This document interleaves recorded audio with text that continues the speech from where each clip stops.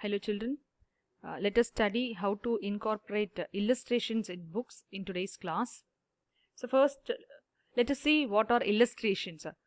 See, an illustration is a decoration, interpretation or visual explanation of a text, a concept or process designed for integration in print and digital published media such as posters, flyers, magazines, books, teaching materials, animations, video games and films. So an illustration is typically created by an illustrator. Actually, there are two kinds of illustrations. So these are illustrations, different types of illustrations, like diagrams, and this is also another diagram. Maps, all these are different illustrations which we usually incorporate in the textbooks that we are planning to bring out. And there are two kinds of illustrations, line illustration and half-tone illustration.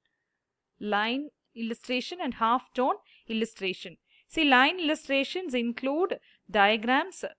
So these are line illustrations. Okay, these are line illustrations. So line illustrations include diagrams, maps and graphs, ringed or crossed out letters, numbers or words, even chemical formulae with rings or diagonals. So for example, in chemistry and physics books you would have seen chemical formulae. So such chemical formulae with rings or diagonals, music, structural diagrams in linguistics books. So linguistics books, literature students, you know linguistics, in linguistics books we use structural diagrams. So all these structural diagrams comes under line illustrations, and even non-Roman characters and genealogical tables. So all these categories comes under line illustrations. And if you see the next category, the second type is half-tone illustration. So what is this half-tone illustration? See, half-tone illustrations are usually screened. So what is a screen? Screen means that is it is broken down into tiny black dots of various diameters to stimulate the strength of tone. Okay, that is the meaning of the word screened. So different screens, that is different number of dots to the inch. That is what we say DPI. So that is dots to inch is DPI. So this DPI are used for different papers. Okay, that is different numbers of dots to the inch are used for different papers, and usually 50 to 85 DPI is used on newsprint, and 300 or more DPI, that is dots per inch, is used for the best reproduction on a coated paper. So if drawings or photographs have been taken from another source and they are still in copyright, permission must be obtained subject to the criticism or review exception. So many science publishers abide by the guidelines established by the International Group of Scientific, Technical and Medical Publishers. This is what we in short say STM. Okay, that is Science, Technical and Medical Publishers, STM. So these publishers, they provide for free reproduction of certain scientific materials. That is, for example, a maximum of 3 figures including tables from a journal article or book chapter, and a maximum of 5 figures. As I said, it includes figures, tables also, from a whole book. But the permission of rights holders does still need to be obtained, even though the permission is likely to be granted free of charge. And an author who wishes to use a photograph of a living person other than crowd scenes, or a photograph of a public figure used for its news or historical value, should obtain that person's permission. So in some photographs, for example those used in medical books, the person's identity should be disguised by a patch covering either the eyes or the mouth. So this is how we have to use illustrations in books. Okay, so now we will move on to the next topic. This is copy editing multi-author books. So what is this copy editing multi-author books? See, multi-author books include compilations of conference proceedings. That is, usually we compile conference proceedings into a book. So that comes under this multi-author books, because many authors, they come for the conference and they present papers, they present their articles. So we compile it as a conference proceedings. So that comes under multi-author book. So how to copy edit such multi-author books? So that is the first thing, compilations of conference proceedings. And the second one is companion volumes. Okay, book now published by 2 or more combined authors, companion volumes. And the next is monographs. And the next one, fourth one, is reference books. And fifth one is Festscripts.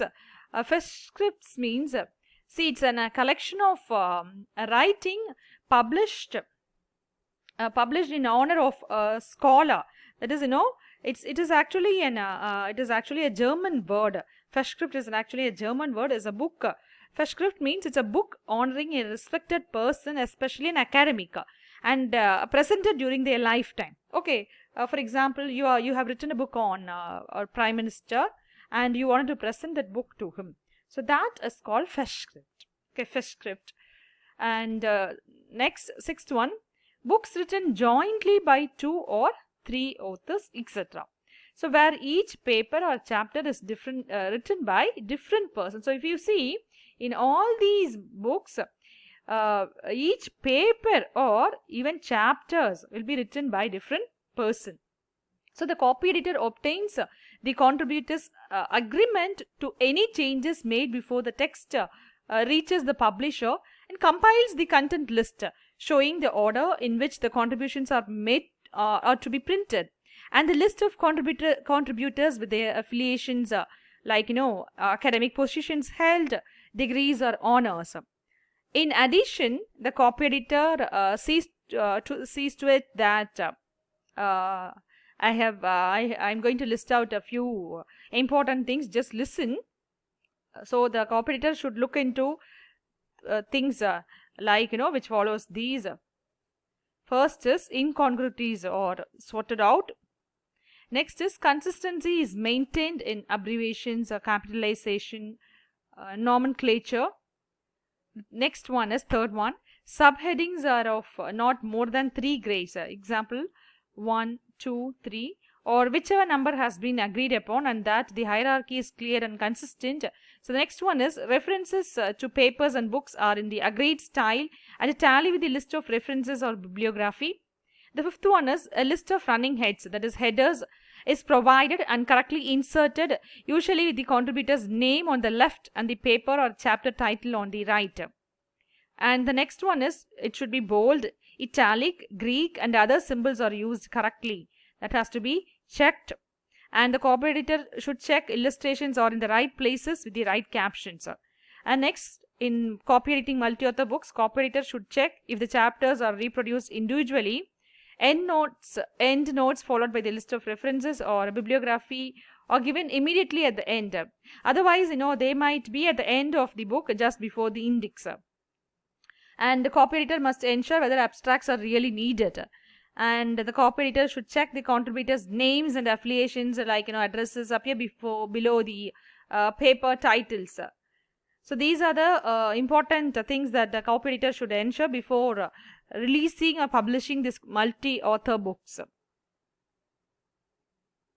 So let me again remind you the duty of a copy editor before winding up the class. See, a person who performs the task of copy editing is called a copy editor. So copy editing is actually the process by which an editor makes formatting changes and other improvement to text. See, copy in this case is a noun, and it refers to a material such as it could be handwritten or typewritten pages to be set as in typesetting for printing. So as I said, a person who performs the task of copy editing is called a copy editor. So this is all for the day. Meet you in next class. Thank you.